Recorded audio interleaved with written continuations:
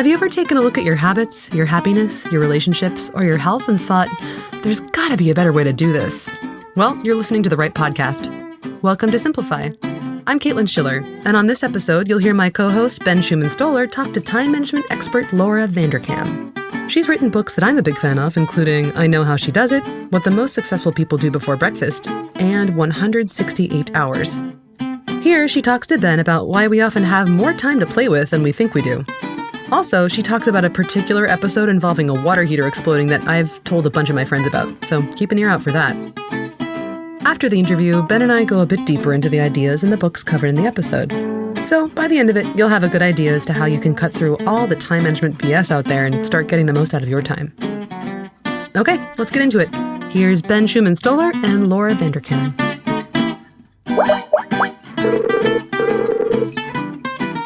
Could you introduce yourself with your name and a one-line intro of choice?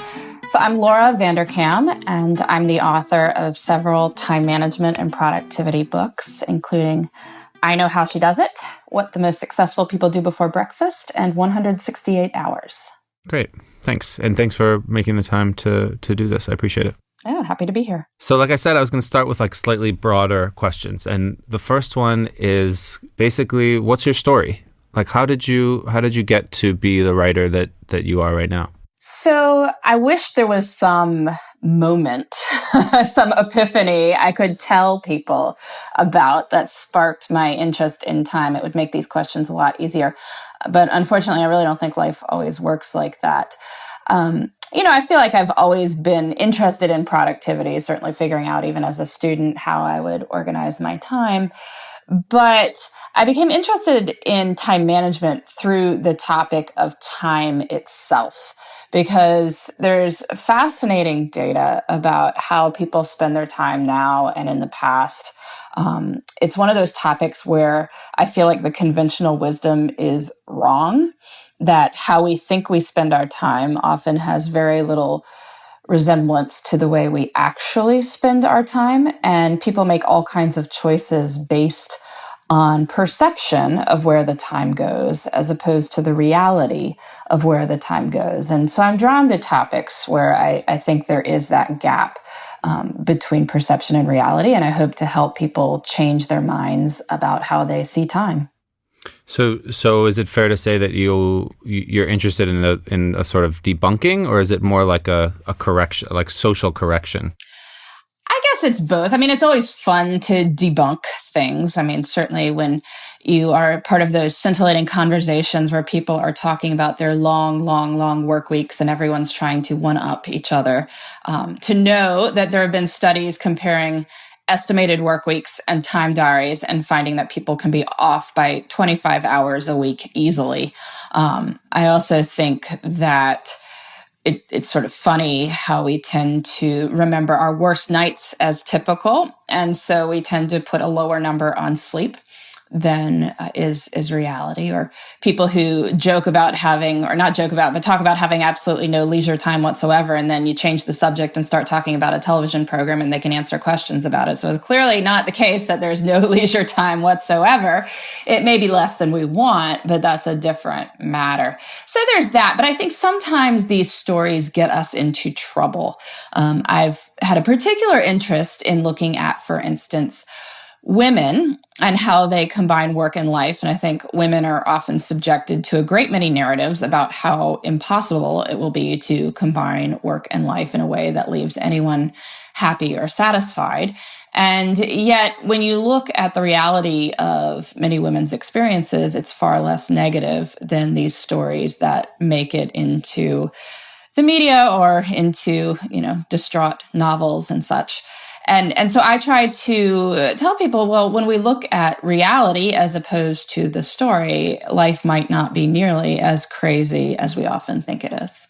Right. There is a feeling in the book, I Know How She Does It, of sort of just chill out for a second. What's actually important here? What are we actually trying to accomplish? There's a million different time management techniques. There's a million kinds of vegetable metaphors that we could get into about how to best organize your time. But take a step back and look at the whole thing and the choices you're making that leads to the things that's actually filling up the time. I mean, how did you realize that? What made you step back and look at the big picture? Well, I think it's partly about focusing on the details and then seeing the big picture from that. That if I know, for instance, from studying time logs that professional women, even in very demanding jobs, may work fewer hours than people think they do. Men as well, but I happen to be studying women for this particular book.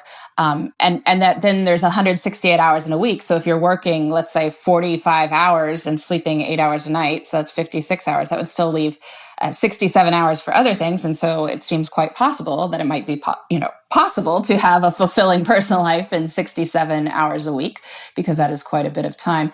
So it's seeing the numbers, but then broadly saying, well, if we know that time is there, then it's just a question of making the most of it and finding it and seeing what we wish to do with it. But it also came out of talking with many professional women and saying, well, their lives don't seem nearly as bad as one might imagine. I mean, I'd have young women say, oh, I looked around the senior women at my firm and there was no one whose life I wanted. And I said, well, did you really look that hard? I mean, did you talk to them? I mean, sure, we all have negative moments and those can be the ones that stand out. But when I have people look at a complete week, they'd often say, well, here's 3 tough moments that happened, and I could construct a narrative based on those 3 points of evidence. But if I'm looking for 3 positive points of evidence, I could construct a narrative from that too. It's really how I choose to see my life. So you're sort of referring to something in the book you called the 24-hour trap, right? So we often think of our lives in days, but I think we actually live our lives in weeks. And this is a very important distinction to make. There's 24 hours in a day. There are 168 hours in a week.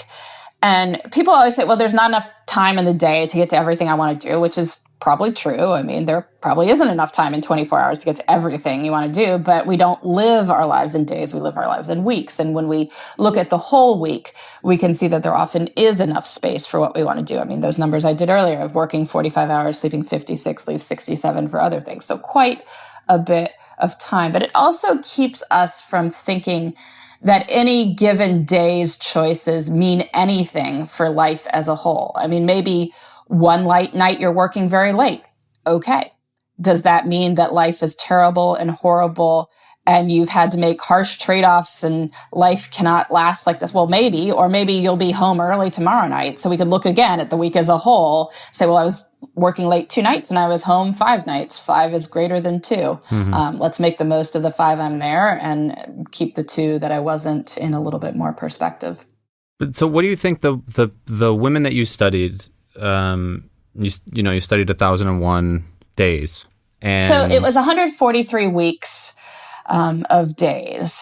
And in that, I mean, there's women from various different professions. I looked at people who were all earning over $100,000 US, because that puts us in the category of people with what are going to be big jobs, right? The demanding jobs. And, certainly there are some jobs that pay less that are very demanding too, or that, maybe pay more and aren't as demanding. But in general, earning 6 figures means you probably have a pretty serious career going on. And so I wanted to look at people who were going to need to put in serious hours, serious dedication to their jobs to see how those people combined work and family. We'll get into some of the details and stuff of what you found, but still staying a little bit big picture. Like, did you find anything in the tiles, as you call the 30-minute chunks or 15-minute chunks that make up a day and a week? Did you find anything about the people who were able to look at the whole week instead of falling into the 24-hour trap?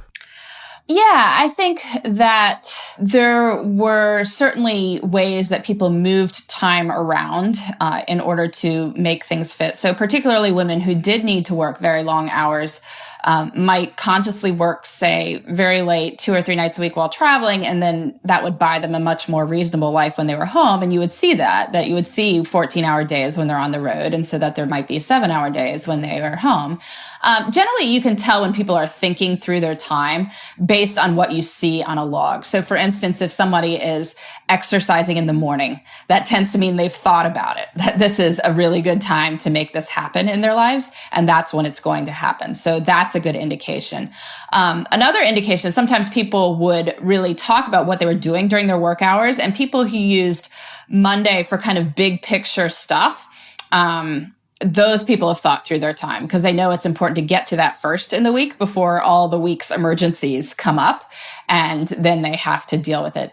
And sometimes it even be fun stuff that you could see that only happens when you're thinking about your time, such as, having lunch with your spouse on Friday because it tends to be a lower key day. And so if you made arrangements to do that, then you get a equivalent of a date night in, but you probably already have childcare or people are already at school. So it's not something extra that you have to figure out. And so that's another thing that you'd see came from actually thinking about it. So you notice that there's this planning. I mean, I think all that stuff is really helpful, but I'm also curious about like some people that don't have the choice.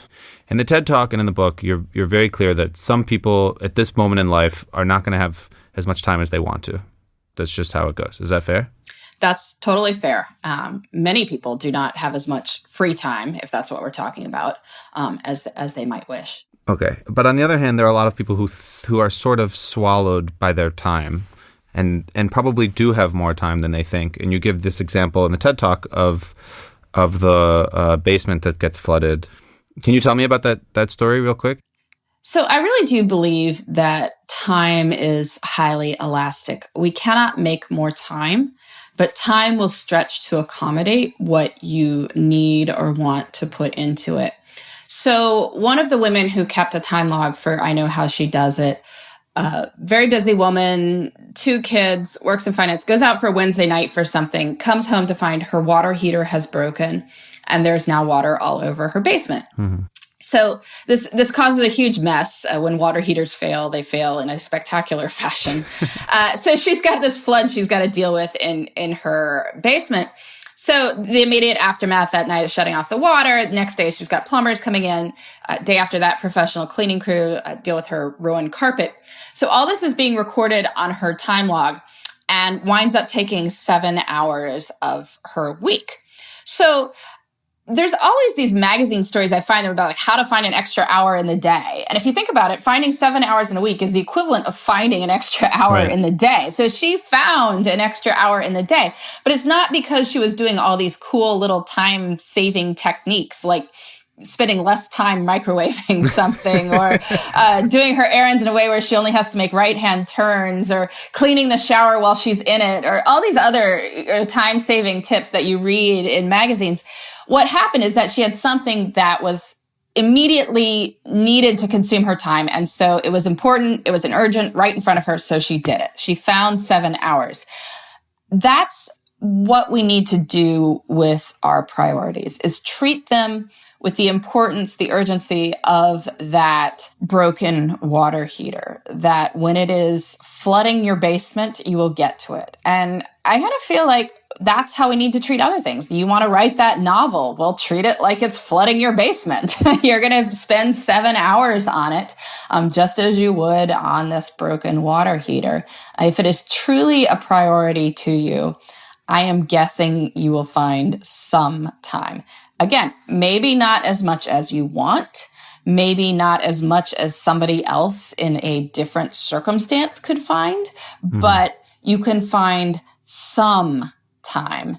And often once you start finding some time, you can start finding more time as these things develop their own momentum, and you start to see that bits of time can be allocated to these things that are important to you. So how do you explain that to somebody, like when they're in the middle, when they're deep in it? I mean, I have a 5-month-old baby. You have a baby that's not that much older than that, right? Or younger also. It's funny with book writing, by the time the book comes out, the babies are older than they were. I have 4 children. They are 9, 7, 5, and 2 right now. Like, what do you tell a woman, a working woman, or not, or a man, I guess, who's like so deep in it that they can't see that they have choices and that they have priorities? You know, like it's only once the water heater breaks that there's an opportunity to be like, okay, actually I'm not going to make it to that meeting. And then in retrospect, you're kind of like, yeah, that meeting wasn't life or death, you know? That is so true. I mean, what I would say is that yes, it will get better.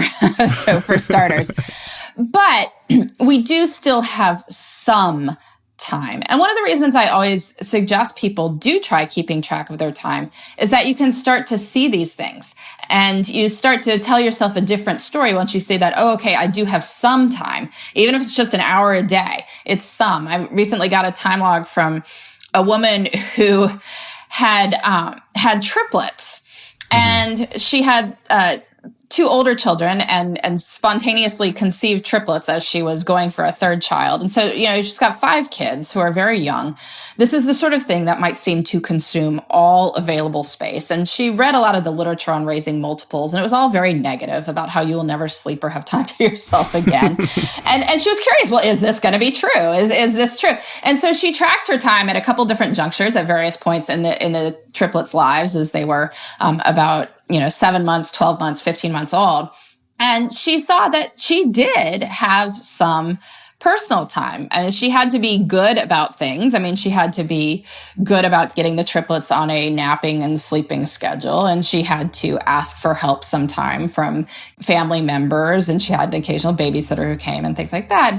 But it was about consciously using that time for things that would rejuvenate her, rather than just sitting there and saying, I have no time whatsoever because can't you see I have toddler triplets, which in my mind does seem like a very good excuse. I would believe if somebody told me that, I don't have any time because I have toddler triplets. But she said, no, well, I kept track of my time and I saw that I did have some. Again, not as much time as you might want, but some. And that is a very different story. And when we start from the story of some, then we can say, well, what do I wish to do at that time? And what would be best for me to do at that time and feel the most wonderful for me to do at that time, instead of feeling defeated and like we have no choices at all. So are those the questions that you would ask? Because then it becomes about the good life, right? Now it's like you say, okay, we have 30 minutes. What are you going to do in that 30 minutes, to make you happy? How do you ask that? How do you ask that question to them? Well, I think that's a very good way to put it. I mean, if you have 30 minutes, what would you like to do with it? And many times people don't even ask this question of what would I like to spend more time doing, because our assumption is that we have no time. So why would I even ask what would I like to spend more time doing? So in workshops, I often have people create a very long list of things they want to spend more time doing in their lives. And you can make it in 3 categories if you want: career stuff, relationship stuff, self stuff. The career part is just because there are things within the context of work that many of us want to spend more time doing, even if we don't want to spend more time at work itself. There's often things you want to do more of within that time. So maybe more mentoring younger colleagues, more reading from work, more doing things that might establish you as a thought leader, more long-range planning, those sorts of things. Relationship categories, it could be trips you want to take with your family, or it could be things like joining a chorus with one of your children, and then self stuff. That could be various exercise things, spiritual things, all that good stuff that you want to do. But anyway, make a good long list of these specific things you want to spend more time doing. And then when you notice that you have open time, you can ask yourself, well, which of these things would I like to do? Or maybe even go ahead and make a prioritized list. So you know that, when my baby goes down for a nap, I'm going to go get on the treadmill first, because that's one thing I know I want to do. I know I want to exercise today. Maybe the nap will go endlessly and then we can do all sorts of things, but we're going to prioritize this first. Then we know it will happen. I think my girlfriend would say shower. Shower is another good thing, right? Although if the baby is young enough, the baby won't go anywhere, right? So you can just put him or her in the car seat and jump in the shower anyway. So that can be done when there's not napping time. Yeah. Hey, this is Caitlin. Just wanted to say, first, thanks for listening to Simplify for this whole awesome season. Yeah. We have an ask for you. This is something Caitlin has taught me how to do. Ask for something you want. And I really want more people to listen to this podcast. So I'd really appreciate it personally and professionally, to be honest, if people take out whatever you're already listening to this on a device and just go into the iTunes, what's it called now? Apple Podcasts, or Stitcher, or anywhere else you can give reviews, and just leave us 5 stars and then say, I really appreciated Simplify, even though Ben just couldn't straight up ask me to do this. Yeah, and then maybe send it to a friend if you liked it. Yeah, we'd appreciate that. Send it to an enemy too, it's fine. You seem very confident about all of this right now, that this makes sense, this is the right way. this is like very clear that, the Anne-Marie Slaughter, I don't know if that's how you say her name, but I think it is, the article from 2012, the Atlantic article. The takeaway from that article is the women who have managed to be both mothers and top professionals are superhuman, rich, or self-employed, which your book strongly, strongly rejects. Did you always feel that way? I mean, you're right. I do reject that idea that in order to make work and family possible, you have to be rich, human, or self-employed. But of course, I'm self-employed. So of course, I was willing to believe that maybe I'm coming at it from that perspective and I am missing something. But as I studied more women who were not self-employed, and I think most of them would not claim to be superwomen either, I could see that I was not the only person who is managing to see my children from time to time and possibly get some exercise in and read a book on occasion. And so I'd read stories where people say, well, women will never work 50 hours a week because it would require them to be gone from 8 a.m. to 8 p.m. every day. And so they'd never see their children. I say, well, that's not how women work 50 hours a week. I can see on these time logs women working 50 hours a week who are seeing their children.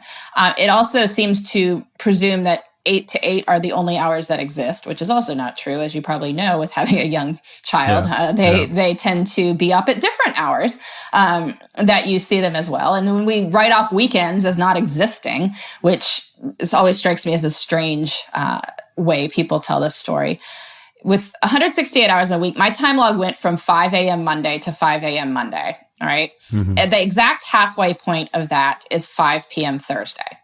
We often think of 5 p.m. Thursday as like the end of the week, right? Yeah, but 5 p.m. Thursday is actually halfway through if we start at 5 a.m. Monday.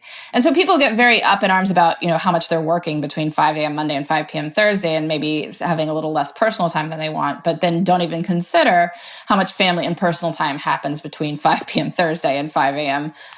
Monday. And so I feel like the stories that, we just can't have it all are missing a lot of elements that are there when you look at time more holistically.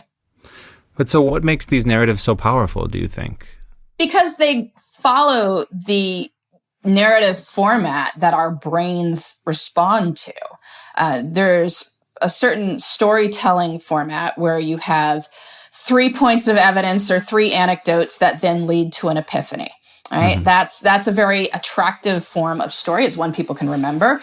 And so that's how we tend to tell these tales. It's like, oh, well, I was late to work because of this. And then I had to, miss the softball game the other night. And then I was, stuck up with my child all night long. And then I slept over my alarm, missed an important meeting. And therefore life is crazy. Life is unsustainable. Something must change. Mm-hmm. I must dial down, scale back, opt out, join in this chorus of everyone chanting that women can't have it all, right? Mm-hmm. That is a very good narrative format, but life is not lived in a narrative format. Like life is not lived with epiphanies that come based on 3 points of evidence.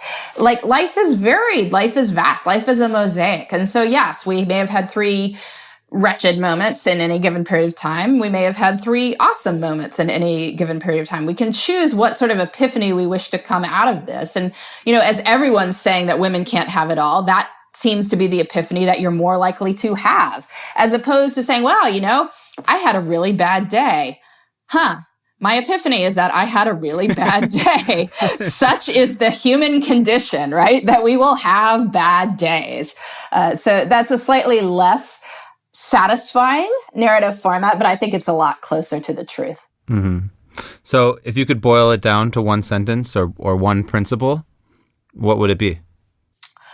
Look at all your time. Make sure you're seeing the whole picture before you draw any conclusions that are going to artificially limit your life.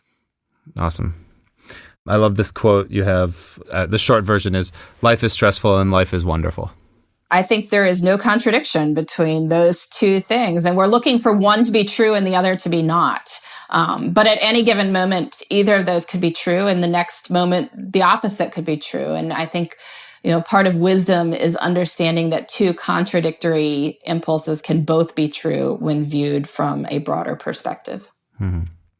So if it's cool, I have like three kind of quick, small questions. One, I know from your blog, and people should look at your blog, but what book did you last read? The most recent one, what I'm reading right now is Journey to Little Dribbling. I think that's the name of it. It's a Bill Bryson book on the UK and his travels around the UK. Years ago, he wrote a book called Notes from a Small Island. And this is the follow-up when he's older and more curmudgeonly. So it's pretty funny. And you squeeze that in between your Hemingway and your fiction. Between the Hemingway and the other, yeah. I've been on a bit of a reading tear, and it's great. My youngest child is older than age 2, and time has started to open up, just as I thought it would. Nice. What are 3 books that you didn't write that someone should read if they want to sort of learn more about what we talked about today? So, I mean, they should also read your 3 books. We should just say. Yeah, they should read my 3 books. One for sure I always recommend people read is The 7 Habits of Highly Effective People. And it's a classic, so a lot of people have read it, but it came out in 1990. So it's starting to be old enough that people might be like, oh, well, I'm not sure. It doesn't even deal with the topic of email. Right. How could he possibly understand what my life is like now? Right. So I would suggest, but it's still got a lot of great wisdom about how to think about your time ahead of time, how to make sure you are investing in the right things. So I would recommend that for sure. Okay. It is also the #1 most popular book on Blinkist. Well, there you go. So your listeners clearly know what they're talking about. For sure. And then last thing, I want to ask everybody what simplification means to you. And maybe one way that you use simplification or one way that you simplify stuff in your own life. So I think one of the most practical and best ways you can simplify is to set very limited intentions for any given day. We often have to-do lists that have like 30 things on it. And there's no way you're going to get through all 30 things. You're going to get through like 8, but who knows if those 8 were the right 8 things on that 30 to get through. So try to make yourself very limited intentions for any given day. I mean, 3 things, maybe 5 things, I don't know, probably 8 at most. And that way you can make more of a contract with yourself that you will get through them. And that way the to-do list becomes a much more effective document as opposed to some wish list that just makes you feel bad. Because you didn't get anything done. Because you didn't get anything done. And the funny thing is there's absolutely no virtue in putting something on your to-do list and then not doing it. It's just as if you didn't put it on the to-do list, only now you feel bad about it. Right. So it's a worse world than if you didn't put it on the list at all, right? So let's just make a limited list of what you know you'll get through. I'm a big proponent of the exact opposite of that, where I put stuff on I've already done just to cross it off. Just to cross it off. Yeah. Well, that can feel motivational as well. And I will admit that I've done that from time to time. But in general, try to keep it as limited as possible. I have found the yellow Post-its. Cross that one Cross out. that one off.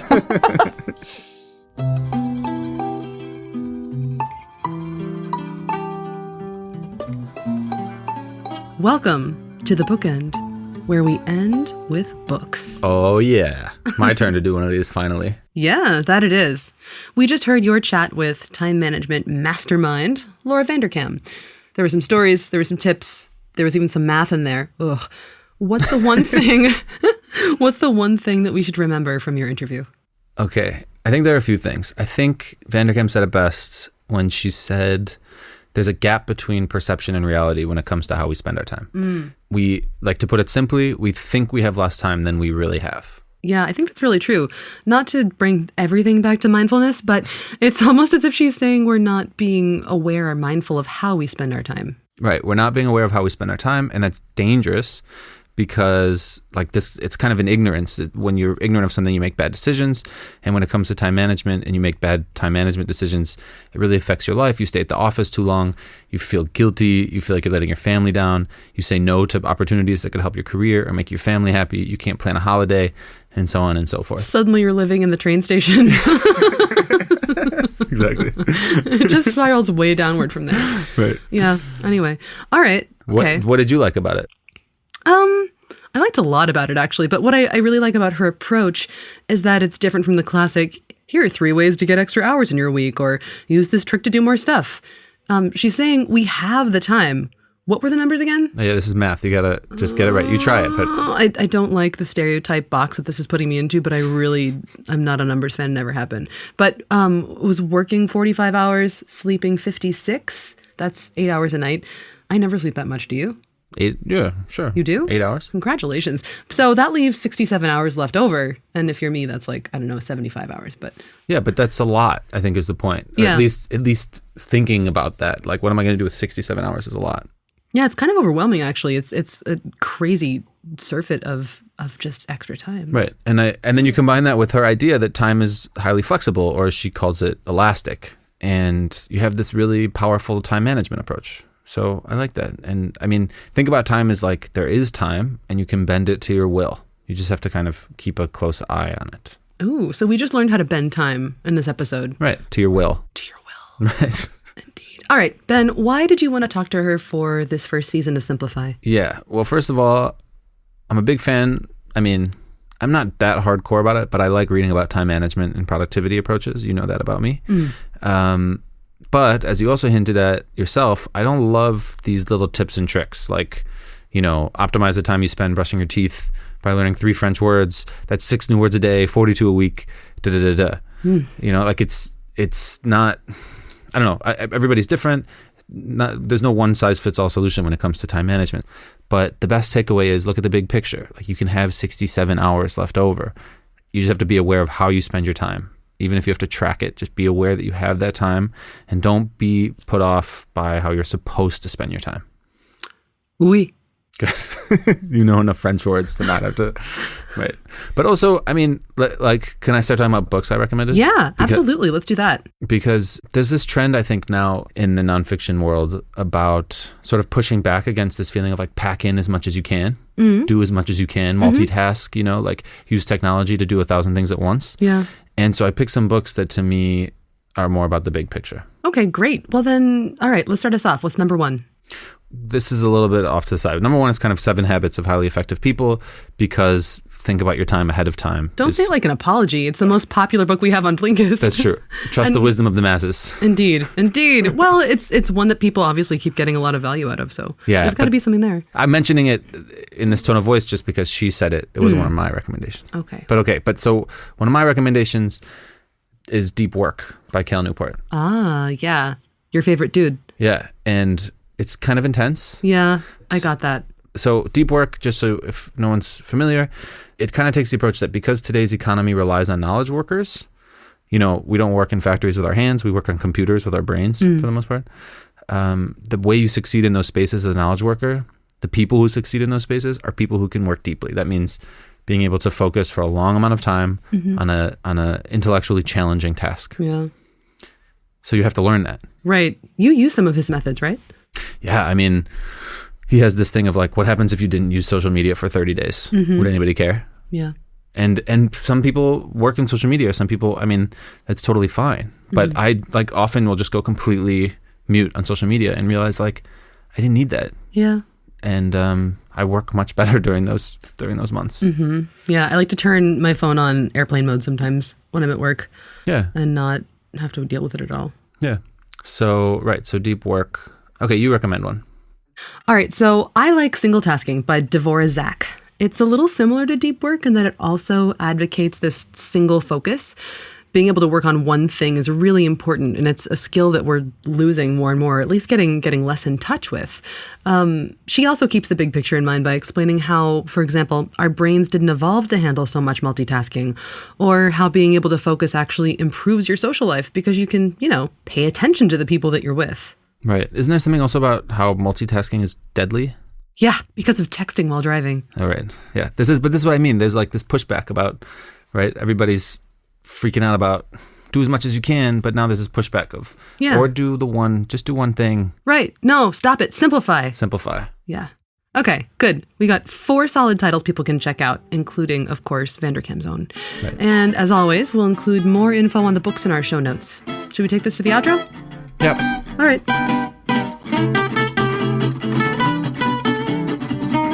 Thanks for listening to Simplify. This episode was produced by me, Caitlin Schiller, Ben Schuman-Stoler, Nika Mavrodi, and Odie Constantino, who once tried going an entire week without sleeping, only to lose his bearings, board the wrong train on the way to work, and be woken up half a day later by a security guard's nightstick somewhere near the Baltic Sea. Poor Odie. If you enjoyed this episode or feel you learned something, please think about sending it to someone else who you think might learn something too. We're really, really grateful for all of you so far. We're almost done with this season, but we've gotten lots of ratings and reviews on Apple Podcasts and in other podcatchers, not just in the US store, but UK, Germany, Canada, Australia. We see you. And it's just pretty incredible to see Simplify up there among the big famous podcasts like This American Life, Reply All, and so on. Super exciting. And thanks to all of you who've subscribed and keep on listening. You put us there, and we're super delighted about it. If you don't receive Simplify automatically, go ahead and subscribe so you do, and you won't miss a single episode. And while you're there, if you wouldn't mind taking a moment to add a review or a rating, we'd be super appreciative. It helps us get the word out.